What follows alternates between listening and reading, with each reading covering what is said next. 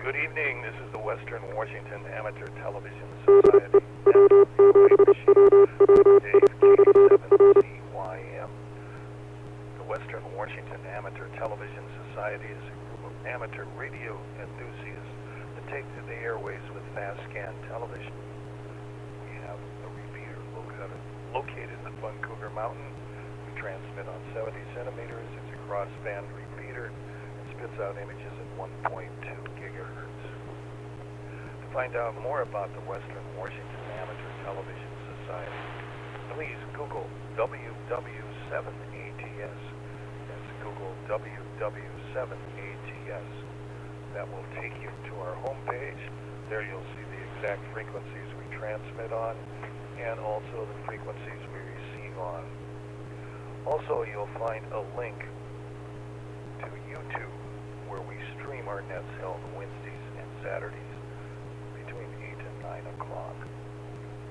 Also, we'd like to thank the SeaTac Repeater Association for letting us use WW7STR's repeater 147.08 with a specific tone of 103.5 for Cougar Mountain for this particular net. That tone again is 103.5 for Cougar Mountain. With that information out, I'll pause in case anybody has emergency traffic or needs to make a contact before our net gets fully engaged. This is Dave, KD7CYM.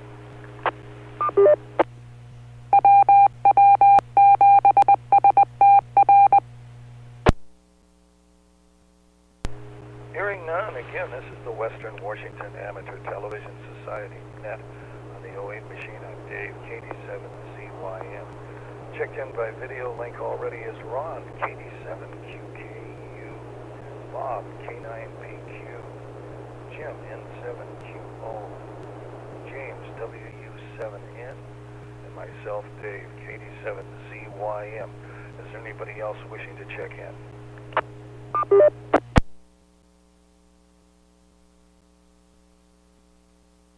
Hearing none, I'll open it up as anybody else again wishes to check into the net.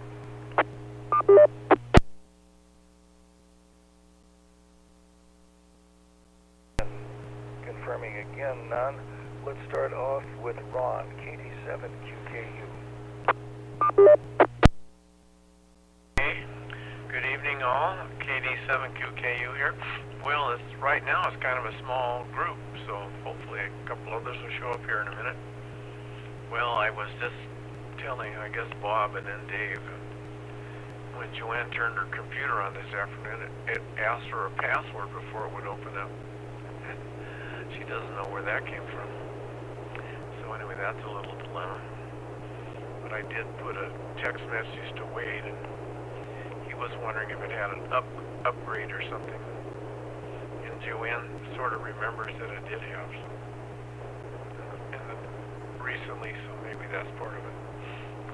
So Wade said he told me he wouldn't be around this evening, or otherwise he would have come and looked at the computer maybe. So let's see, what have I been doing? Trying to think. Not a whole lot. I went for a couple walks, not very far, just around the block here, which is about a mile. It's a big block. And weather's been nice. It's been cooler.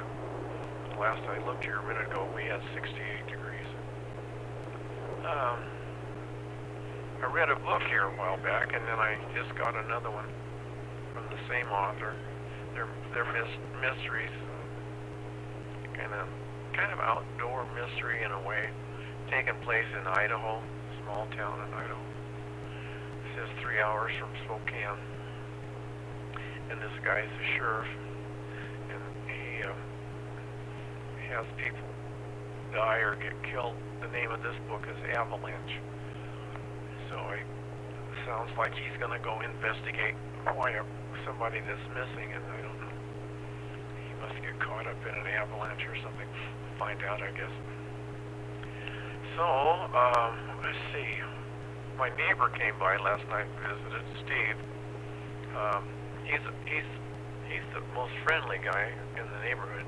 He walks around and then he stops, then he'll come in. Last night he came in and sat down, and Joanne gave him a piece of her famous apple cake. And then when we got through with that, he asked me if I would drive him home. And that was kind of an unusual request, because it looked to me like he just started out on his walk. And I asked him if he was okay. He said, yeah, no, he was fine. So yeah, I said, I can drive you home. So I pulled the car out of the garage and I drove him home. So I hope he's okay. He's a retired military guy. He's kind of short, a little bit stocky. Walks with a cane, walks pretty slow. But he's real nice. So, okay, that's about it over here. I see James showed up. Nice to see you, James. Back to net, KD7QKU.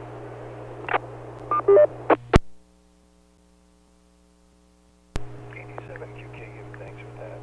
Let's go to Bob in Bottle, K9BQ. Okay, well, good evening, everybody. Yeah, apple cake. That sounds good. Man, oh man, I've never heard of that before, but I imagine it's really good. I imagine it's baked a bit like a pie and with apple slices in it, I would guess. Well, what have I been up to? Yeah, last Saturday. Yeah, sorry about not informing you guys on the net. I went to a dinner party. It was with my friends that I used to have dinner parties with before COVID, and you know, we kind of stopped for a while, and then we're slowly kind of getting back into it again. But it was a beautiful evening. I mean, we've just had great weather for the last several days, and Saturday night it was a beautiful evening, and she's Persian, and so we had Persian food. She makes it up, and it's really, really good. She's a good cook. Let's see what else. If you remember, some time back, I mentioned I was thinking about getting a weather station, because my indoor-outdoor thermometer went on the blink. And as a stopgap, I got an indoor-outdoor thermometer, and it works really well. I mean, it's just amazing what you can get, the Chinese electronics you can get. It's some no-name brand, but it's good quality. I mean, it looks good, it works good. Who knows how long it will last, but so far so good. It's got 3 remote sensors, and so I've got one outside, one in my attic, and one in the garage. And the attic gets so hot. It's one reason, I think, why my place takes so long to cool down. It doesn't cool down very well. Today, it didn't get above about 75, but it was sunny, and the attic got to about 95. So it's kind of interesting just to keep track of that. And with the garage, it can get a little humid, so that helps to have this, because this gives temperature humidity. Otherwise, it's very simple. You know, it's unlike my last one. It doesn't have an atomic clock. It doesn't have all of that kind of extra bells and whistles. It does have alarms you can set for particular temperatures on a given sensor, but I'm really not interested in any of that either. So, but it does a good job, and kind of along with the modern approach to all of this, it runs on batteries, or the base unit can run from USB. So they don't give you a wall wart. They just give you a USB connector, and so I'm using that, and it works great. All right, well, with that, I'll send it back. K9PQ.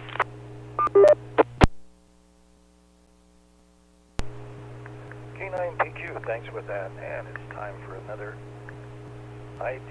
This is the Western Washington Amateur Television Society net on the 08 machine. I'm Dave, KD7CYM. Let's see if Jim, N7QO, is with us.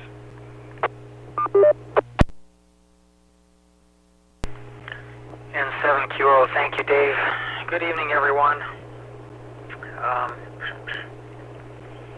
Well, Ron, I heard something. Does your computer ask you, does it make reference to a BitLocker key. There was a Microsoft update, supposedly a mandatory update. If I'm not mistaken, it was 22H2, and that may be the culprit. I don't know the fix for it, but you could probably go on YouTube and find that, or Wade probably knows off the top of his head. It's not affecting my computer, fortunately. So I don't know. Good luck with that. Computers. As if we don't have enough nonsense to fuss with. Bob, indoor-outdoor thermometer. Yeah, that's what I have as well. Mine is, it says it's lacrosse, and it has a local temperature sensor in the indicator unit, and then the ability to select 3 remotes. So I've got 3 remotes set as well. And so I have 3 indicator heads, and I could select any of the remotes from any of the indicator heads, and it works pretty well. Mine is battery powered. The indicators themselves require AAA batteries, and the remotes require AA batteries. But I usually only have to replace it about once every 11 months or so, and I've been pretty pleased with it. Yeah, mine works good.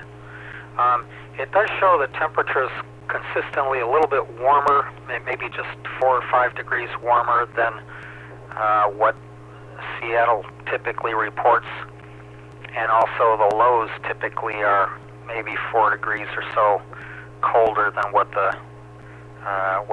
Seattle's reports. Maybe that's because of where I have them. Maybe difference in elevation or something. Mine are all in the shade, and probably protected from the wind as well for the most part. So I don't know.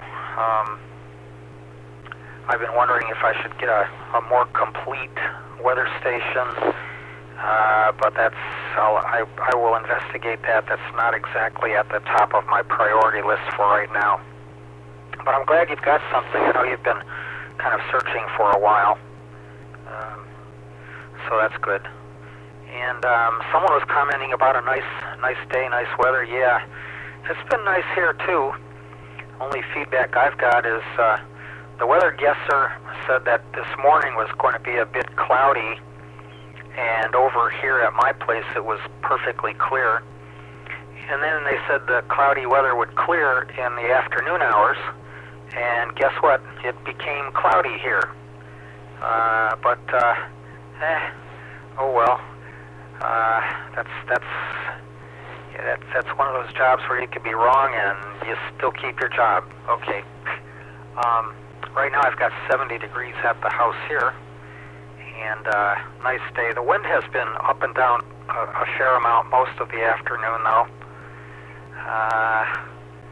Not real bad, but certainly noticeable. The trees are moving around a bit. Back to you, Dave, in 7QO.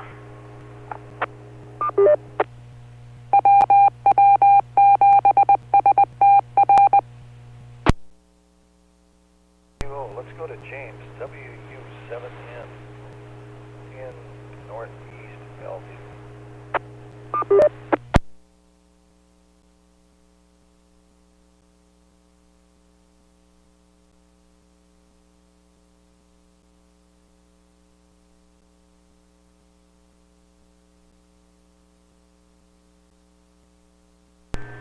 Can you hear me now?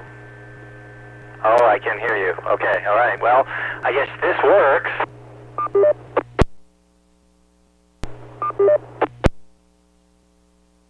Okay, so that worked. Does this still work? kept pushing the button and nothing was happening. Okay, good. Well, anyway, let's see. I would have to say that, Ron, if you're willing to feed me apple pie cake and drive me home halfway through my walk, I might walk to Tacoma. I mean, you know, if you're willing to drive me back to Bellevue, maybe that's like a weekend project. If I start early in the morning, we'd probably be home by 1. So I'll keep that in mind. Thank you for that offer. He's not laughing, so I know he can't hear me. Well, anyway, let's see. My neighbor across the street has an attic fan, Bob, and it is actually tied into a heat sensor, a differential heat sensor. It's really slick. So if it's warm in the house and warm in the attic, it doesn't do anything. But if it's cool in the house and warmer in the attic, it sucks in air from the outside. It also has an outside air temperature, so it's playing the 3 temperatures off against each other to decide what it should do. But the gentleman, super neighbor, he has passed away some time ago, but he said he really liked it. It worked really well. I wrote down the name of it because I thought I'll try to install it myself sometime and get one. 0.2 signal is rock solid tonight. Boy, the dry weather here and perfect temperatures really do wonders for 1.2 gigahertz up on Cougar Mountain. Anybody who's trying to capture this signal tonight, you got a good solid color signal, and so that's doing really well. I have been working with a contractor since Monday, and things are really shaping up. I have what I call a mafia deck right now.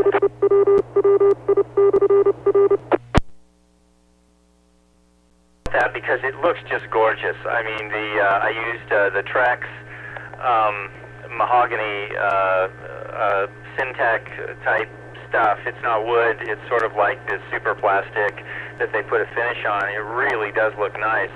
All I need to do is put a really nice table and 2 chairs out there and invite someone out, you know, and have the other person's chair with their back to the forest so that it's, you know, 25 feet straight down with no railing.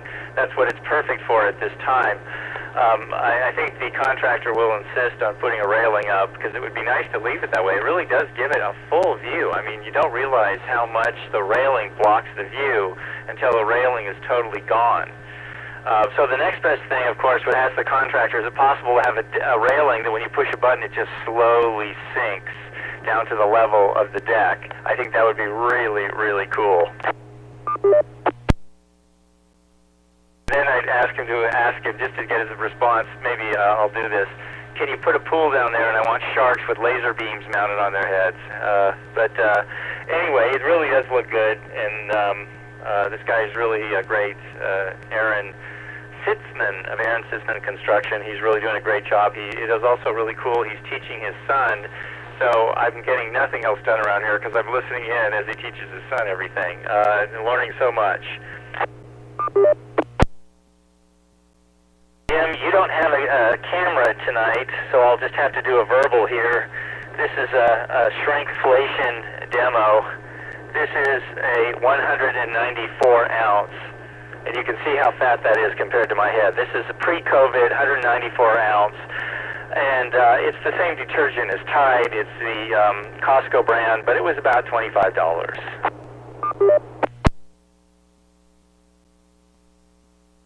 170 fluid ounce, and there it is compared to the size of my head.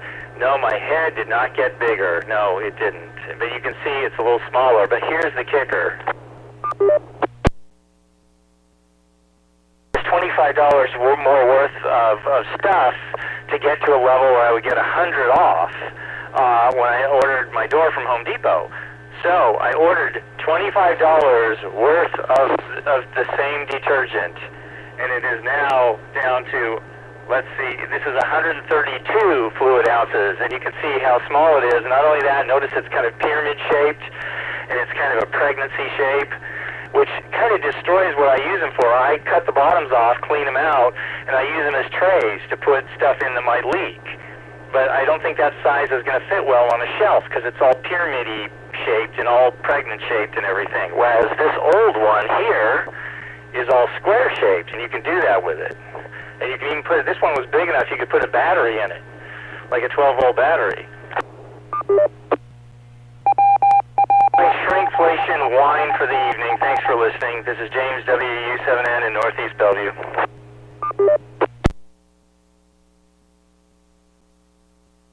W7M, thanks for that. And it's ID time again. This is the Western Washington Amateur Television Society net on the 08 machine. I'm Dave, KD7CYM. I'll pause in case anybody wishes to join us.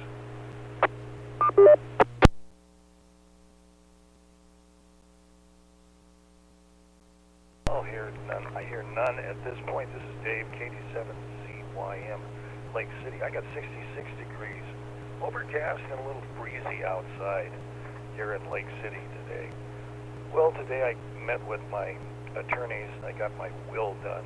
It had been 40 years since I had my last will drawn. And so about 3 weeks ago, I went to an estate planning attorney to get a will done and got that out of the way. And a lot of good ideas. They had to keep it away from probate. And also they did a health directive on that. So if I become incapacitated, the directive says where it goes from there and over to my children to take care of my wishes. So anyway, that's out of the way, and it's good to get out. So, and then let's see, let's go up to Ron, whose wife was having problems with the computer. Might try rebooting the computer, turning it off and bringing it back on. Sometimes that might help, but I don't know, you probably did that already, and it's just kind of messed up. I've had that happen sometimes with me, and rebooting seemed to clear up the cobwebs, so to speak. But that's about it. This is Dave, KD7CYM. So I'm going to send it back up to Ron, KD7QKU. Thank you, Dave. KD7QKU here. Well, this is my little thermometer. I have it hanging outside under a tree. It's a lacrosse. I guess you can't quite see what it is, but it was real cheap. I got it off of Amazon. I think it was $11.95 or something like that. And I had it in the sanding unit in the motorhome, and I had this in the kitchen, so they were pretty close together, and I could monitor the temperature in the motorhome. Had a little electric heater out there. It worked real good. I tried to keep it about 45 degrees, just above freezing, so I think it was better for everything. And it didn't get moist in there either, like the furniture or the bed or anything. Never had any mold, so that worked good. So you go back to the cake. So Joanne makes the cake in a flat pan, and so the cake's about an inch thick, and it's really dark brown, and it's real good, and it has apples in it, of course. Sometimes she puts this cream cheese frosting on it. Oh my golly, that's even better, but you don't need the frosting really. It's good enough without it. So that's how she makes it. It's not a cake. It looks more like brownies. It's about the same color as brownies, except it has apples, and it's sweet, and it's not chocolate flavored, of course. So, James, you were talking about needing a beam on your patio, and I wonder if they had to replace the beam, and if they replaced it, how they got it in and out and up and everything. So you might share that with us if that happened. It'd be good to hear. And I've been telling you the story about my sprinkler system. That it wouldn't come on, and then when it come on, it wouldn't shut off.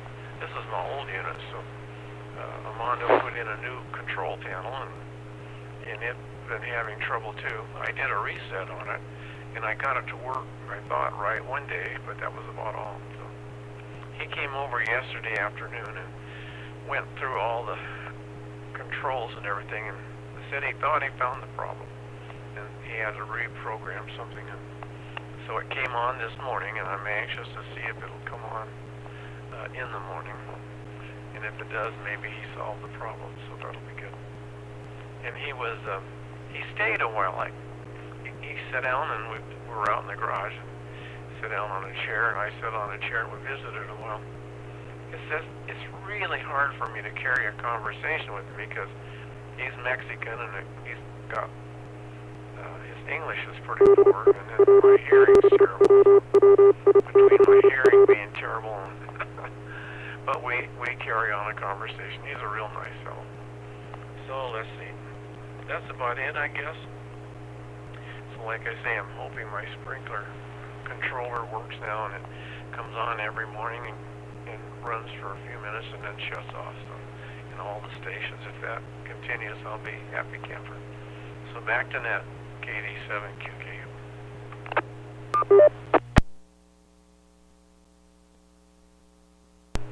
Thanks for that, Ron, KD7QKU. Let's go to Bob, K9PQ. Okay, well, let's see. I got a few notes here. First of all, Dave, I like the Seahawks shirt in honor of the first day of training camp. I've been paying a little attention to that. It sounds like they run it a little more seriously than the previous coach did. I can't believe I'm blanking his name at the moment. But anyway, yeah, you don't have the loud music, and it'll be interesting to see how physical it is, because that's one thing they were talking about, is that Pete Carroll, that's the coach, under Pete, they would never tackle in the practices. He just didn't want to risk injury in the preseason. But at Baltimore, where the new coach comes from, they were always tackling in the practices, and so it'll be interesting to see how that goes. I don't imagine they did any of that. In fact, I don't think they're even in pads yet. So I don't think there's any of that happening yet. But it'll be interesting to follow that. The railing, yeah, I think James, I think that's code. I think the code requires a railing. They specify a certain height above ground requires a railing. But I like the idea of the lowering railing. I think that's fantastic. And yeah, you have the shark tank just off over the edge. So if somebody gets a little too close, hey, that's the way it goes. Darwin at work. Yeah, BitLocker. I'm glad, Jim, you mentioned BitLocker, because I was trying to think of the name of that. So check that out, Ron. That has been in the news, that because of an update that Microsoft did, some people are getting that. Not everybody, but some people. Let's see. As far as the weather, yeah, I think it stayed sunny pretty much all day today. It might have clouded up, but late in the afternoon it was still sunny. I can't see it from where I am right now.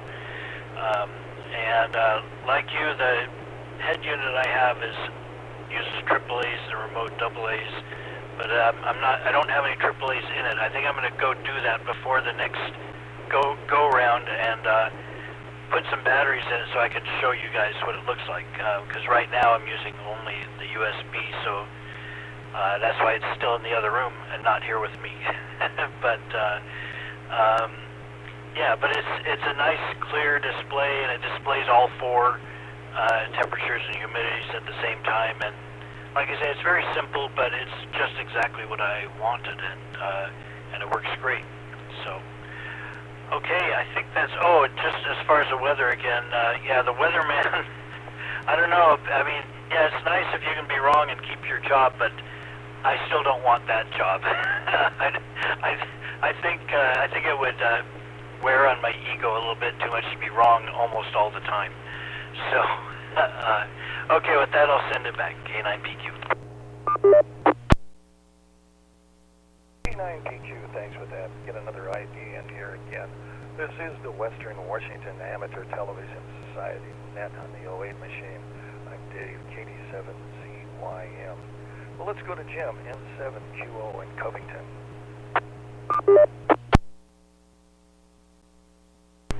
N7QO, thank you, Dave. Well, let's see, Dave. Congrats on the progress there with the will and that paperwork. reminds me we need to make a couple changes as well. And let's see, Jim. Yeah, attic fan. My old house used to have an attic fan.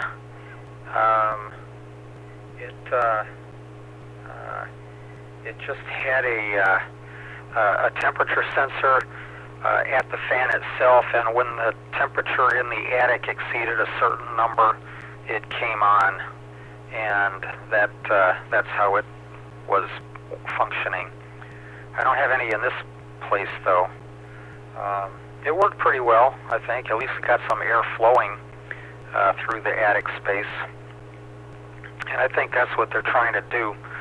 The latest trend seems to be, rather than a fan, they install a ridge vent, just a vent along the entire length of the peak of your roof.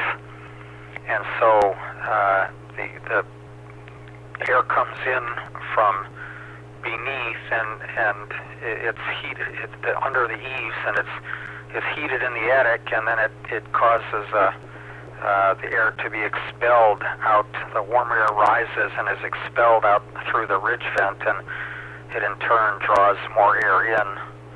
I don't know if it works real well or not. My attics sure get really hot over here, so it's not exactly the same as air conditioning, but at least it keeps some air flowing. So I guess that's good. Yeah, I also have a good picture on 1.2 gigahertz, and let's see, retractable railing. I don't know if the retractable railing would be up to code or not, and the pool with sharks, I don't know, but I would bet that there's nothing that money cannot buy. So it just takes a little bit of dollars. Shrinkflation. Yeah, I did notice that there, Jim. Thanks. I have made that same observation. Basically, what they seem to be doing is they will make the container more skinny. They'll make the container smaller a little bit, but they'll keep the same vertical dimension. They'll keep the same height. So you grab this container, and it always used to be this height, and it's still this height, so it must be the same. And I think a lot of people don't notice that they made the container smaller, skinnier, narrower.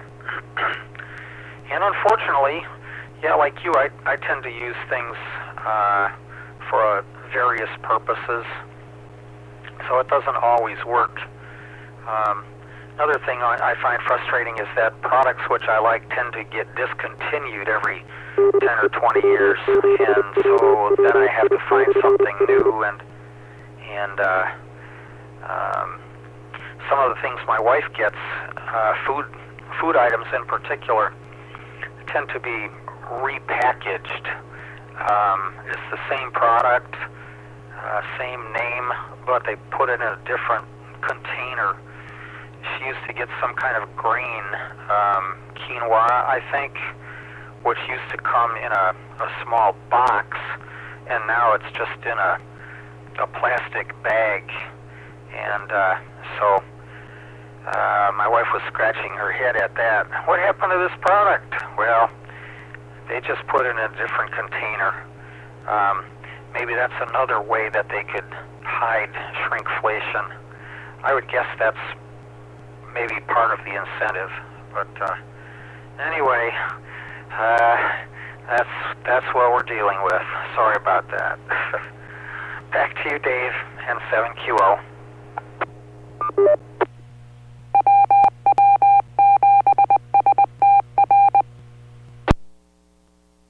QO, thanks for that. Let's go on to James, WW7ATS.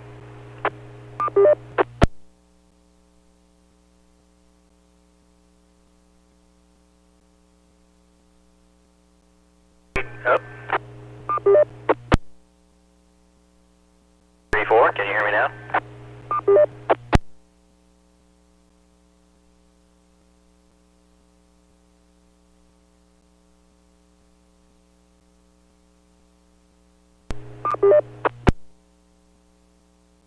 Can you hear me now? I've got it up. Okay, so that's apparently using the antenna propped up against the side of the house. That's the lowest power. A third of, I'm not sure if it's, I think it's 50 watts. That's too much math for me. So anyway, well, I guess that works. Yeah, it's amazing what you can accomplish by turning something off and turning on again sometimes. If you think about it, that's what we all do every 24 hours, you know, really. So we were doing it before computers. I see Wade's joined us, so that's good. I hope he'll go next.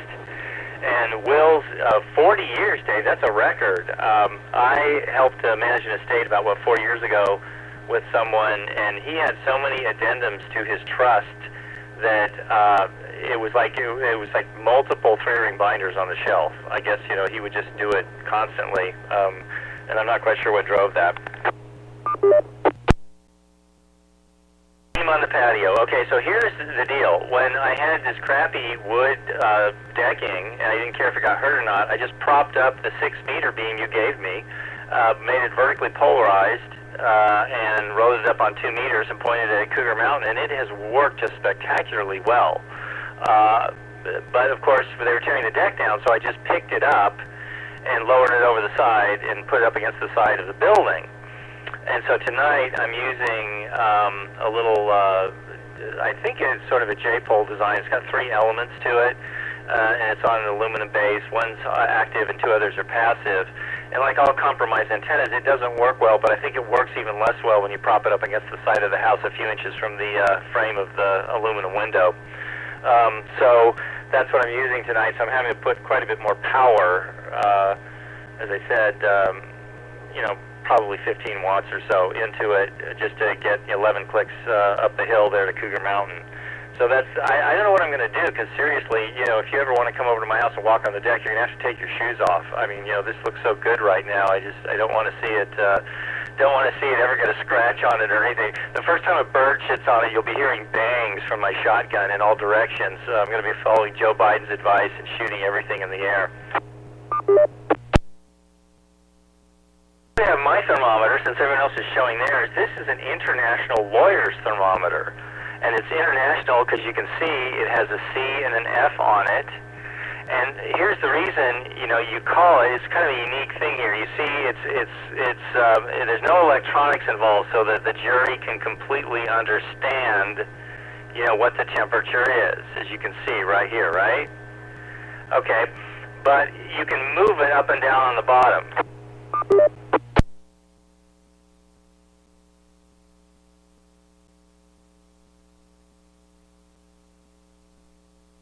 That, of course, answers, you know, the question. If you ask a lawyer what temperature is it, he'll always answer, what temperature do you want it to be? So, that's an international lawyer's thermometer there. Ba-boom, boom. Okay, you guys, though, are inspiring me. I have a weather station that I think is 15 years old. It was given to me at a very awkward family Christmas party. I think it was probably 2009, 2010. And it was a bit awkward because I was meeting her family, and her family, I thought my family was strange, and I went back to my family and said, we're normal compared to that. And anyway, one of the gifts I got was this weather station, but I never put it out. So I really, before the weather gets bad and it gets dangerous to get up on my roof, I got to put that weather station up on the roof. I'll let you know how it goes. We can all see what a weather station looked like 15 years ago. I think what you guys have got is probably much, much better than this, but it seems a shame just to have it sit in the closet another 15 years. I have one of those ridge vents on the peak of my roof, and it's scientifically designed so when all the crap from the forest falls on my roof and the wind blows, it stuffs it perfectly into the ridge vent openings, preventing any airflow from going in or out. It's really a scientific marvel. With that, this is James in northeast Bellevue. Let me turn it back to our net control, Dave, KD7ZYM. WU7ATS, the net acknowledges Wade. W7ATS. What say you, Wade? Hey guys, how's it going? not a lot going on today other than it's a really long day with stuff that's going on at work. Hopefully tomorrow's going to be a little lighter. We've been just dealing with a lot of issues with computers this week and starting Friday, so yeah, so that is how it's been going. So, you know what, it's nice to see everybody, but I'm going to just say 73. I just wanted to say hi before I took off and called it a night. So, yeah, looks like James did want to come on your antenna, so looks like it's working. Maybe we'll have to get it a little further away from the window. You said something about the aluminum might be causing some issues, so yeah, get it on a tripod or something a little away from the house and see how it performs. All right, well, I'll say 73. This is W7ATS, back to net.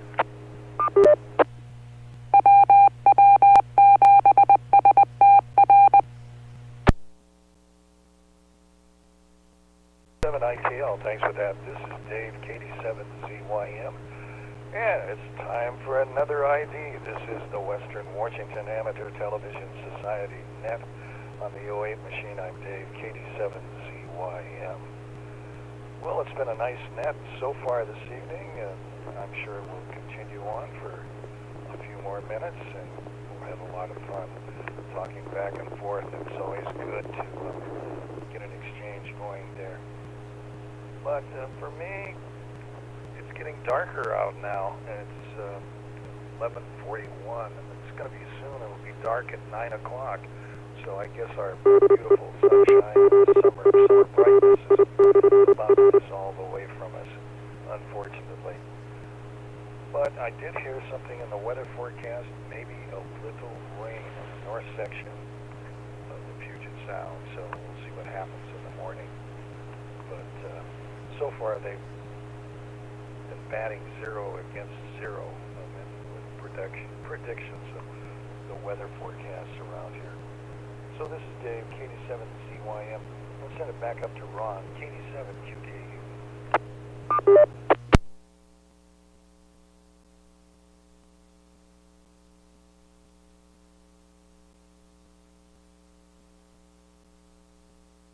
WW7ATS here. Well, the other day I received this nice certificate from the Radio Amateur Club here in Tacoma, telling me that I'm a member, good standing since, let's see, September 9th, 2023. So I guess that's when I joined. I don't remember. I was surprised to get it. I guess I'm going to have to find a frame for it, put it on the wall. So James, I was wondering if they had to replace a big beam on your deck. So maybe you can tell me about the beam replacement if there was one. And let's see. Oh, Dave, was having your wheel fixed, was that expensive or not too bad? Depends on who you go to. I went to an attorney that specializes in estate planning, and so they go through a bunch of words that kind of keeps you away from probate and adds many pages to the document, but also it flattens out their fee becomes, I think, by page. But anyway, it was moderate. It wasn't bad, and wills generally run somewhere between $400 and $1,000. It just depends on how much you want to have done with directives and trying to keep it out of probate. That's the best thing to do. So that's all I can advise you on that. This is Dave, KD7ZYM. Thank you very much. We need to have that done. We don't have a will. So, oh, and then, James, you could have a glass rail put up. I think you could have glass. Or you can have cable, small cable that doesn't obstruct the view. I see that on a lot of decks in the past. See, I wrote something down here and I can't. Oh, yeah, our house has a ridge vent too. It goes on all the ridges. We have our house is kind of, I guess it's a little bit in the U shape. The garage sticks out, the living room sticks out, and then the other part of the house, you know, so it's a little bit, the garage sticks out farther than the living room, but it's kind of U-shaped, I guess. So it has valleys and it has ridges, gables. Okay, I don't have too much more, so I'm turning it back. KD7QKU. Thanks for that. Let's go to Bob, K9PQ. Hey, well, let's see. Yeah, I mean, we do have the attic vents, the ridge vents, and I think they do their job just fine. You know, I think like Jim was saying that, you know, their job is to basically just keep some airflow. It's not going to completely cool the attic. So I'm not concerned that my attic is warmer. It just is. It's just the way it is. I did years ago buy a whole house fan and never installed it. But that would be my solution, where it's a fan that is a very powerful fan, and it blows from your house or from your living space. It's in the ceiling and blows up into the attic.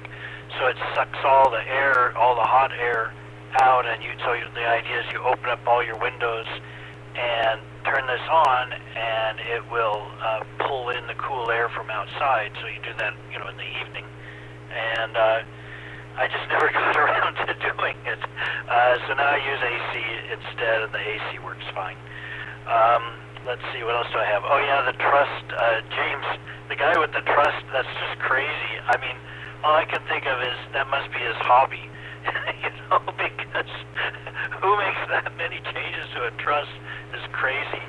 And from the antenna I think you were describing, the way it sounds like it's a J-pole, if it's the kind I'm thinking of, I think it was Arrow was the original manufacturer, and then they sort of opened it up for anybody to make it. If it's made well, those are really good. They're not compromised antennas at all. They work really, really well, and having the three elements, or the three bars, I should say, the one driven element, probably means it is it's dual band, which is the kind I had, which was 70 centimeters and 2 meters. And I used that at my home for years and years in Seattle, and it was an outstanding antenna. So they use, as I say, if they're made well, they can be really, really good antennas. Discontinued items. I've run across that I had an iced tea maker. Sunbeam made a really good iced tea maker, and I'm sure there are going to be people out there saying, well, iced tea is not that hard to make. Why do you need a maker? But I really like that you could just put in the tea, put in the ice, put in the water, and it does its thing, and it comes out perfectly. So I went to mine after many years. It died, and I went to buy another one, and they didn't make it anymore. So I did find another one. It's not as good, but it gets the job done. I think that might be it. Let's see. Yeah, I think that's all I've got. So I'll send it back. K9PQ. K9PQ, man, I can't believe it. Another ID again. This is the Western Washington Amateur Television Society net on the 08 machine. Let's move on down to Jim, N7QO in Covington.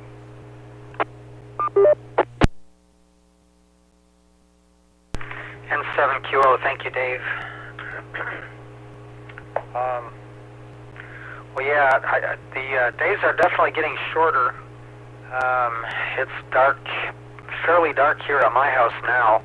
Of course, it is cloudy here as well, but no question, even in the mornings, it's getting light later in the mornings now, too. So, I guess that means summer's on the downhill slide. Wow. Oh well, at least this week is really nice. Well, Ron, that's a really cool certificate you got from the Radio Club of Tacoma. How come we don't have any certificates for membership in our club? Never thought about that. Oh well. And let's see here. Oh, U-shaped house. You know, I had a friend who got a U-shaped house, probably a little bit similar to yours, except the end of his garage and the end of his living room were about at the same place. And what he did is construct a wall to close off the U, and then he had like an enclosed courtyard there where, I don't know, it's just protected from animals and whatever. I thought that was kind of a cool idea.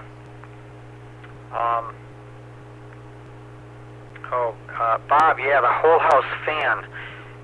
They were popular for a while even in Texas where I was. I don't know, it got awfully warm there, and I never got one of those just because of that. If they certainly move air, but if it's like 95-degree air outside, then you're getting blasted with 95-degree air. So actual air conditioning is definitely better. Might be more expensive to buy and a whole lot more expensive to operate because the summer electricity rates are different. But otherwise, they're effective. Let's see, what else was I thinking of? The Mariners lost today, 2-1. Sorry about that. Let's see, someone mentioned the Seahawks there. Yeah, getting going. I'm a little interested, kind of looking forward to watching what's going to be going on with them. And yeah, thanks for pointing out, whoever it was, about the practice tackle versus non-tackle. I'll have to keep an eye out for that.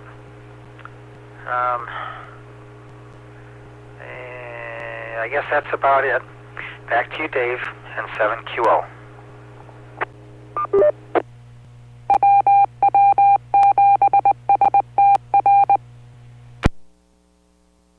QO, let's go to James, WW7N. Dave, KD7ZYM, this is James, WU7N in Northeast Bellevue. Ron, you meant the giant beam of death. I thought you were talking about the 6-meter beam sitting on top of the deck of doom. No, what the deal was is I knew there was a problem, but when they built this, that was the original beam from 40 years ago. They didn't use the right kind of wood to begin with. And I had been walking under it for a long time, but someone pointed out, I guess they were doing some inspection next door or something, and said, hey, you really should take a look at that. And it was absolutely frightening. It was rotten, and it was actually deteriorating, but I thought most of the beam was still intact and still in place. But I should have known better, because they used vertical pieces of wood to stabilize the horizontal risers coming out of the side of the building, which kind of made the top of the beam into this quaint little aquarium. And when it rained, it would just kind of funnel the water down on top of the beam. And so when I had the contractors come out and walk on the deck, I said, well, stay close to the wall. Don't go jumping up and down, you know, where the beam is on the edge on the outside. Keep in mind, I didn't know any of them well enough to dislike them, so that's what I said to them. So anyway, we were walking around the edge, but I thought it was kind of this little nerdy safety kind of thing, maybe, you know, a little salesmanship on my part to you know, get across the point of safety first and all that. However, what this guy did, he put up ladders, A-frame ladders, and then some really clever scaffolding that fit together like fingers going together between two hands, and it extends outward. And so it is scaffolding that can telescope out or back in, and it just looks solid as a rock. I can only imagine how expensive this stuff is. But if it it was my life, I definitely want to be using it. If it was anybody else's life, you could get the cheap stuff, but it's fine. But it's really a stable scaffolding, and then when he had special straps to tie the scaffolding onto the two A-frame ladders, and that's what he was using to stand on. Part though is he used his sawzall, got rid of the treading that you walk on, and then he decided to go ahead and tackle that beam. And when he cut it in half, though, it was sort of like that wood that you see in the mounds of Africa or the termite houses in Florida.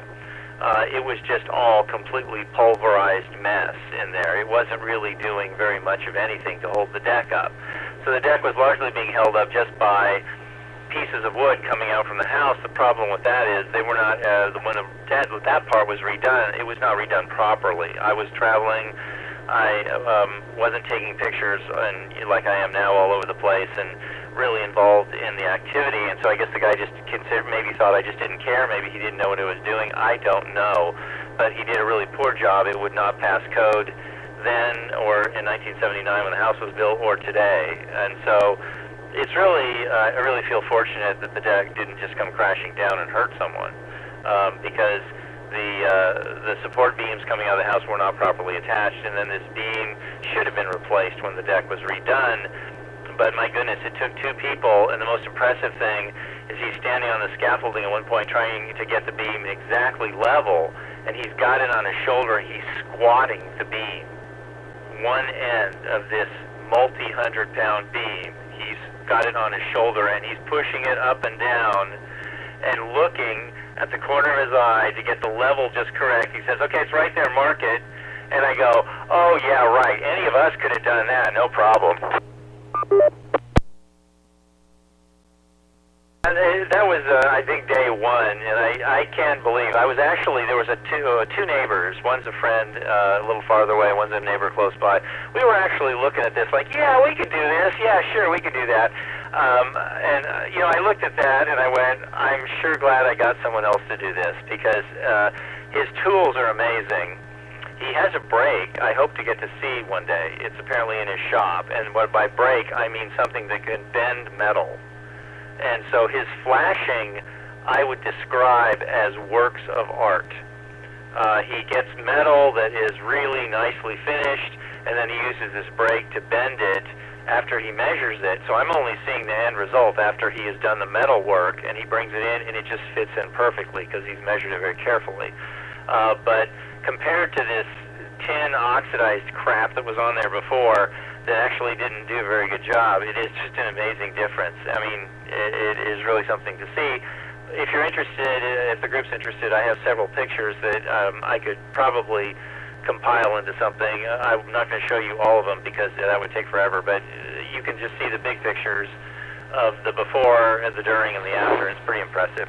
WW7N. Let me turn it back to net control to wrap this up. 7N, thanks for that. This is Dave, KD7CYM in Lake City.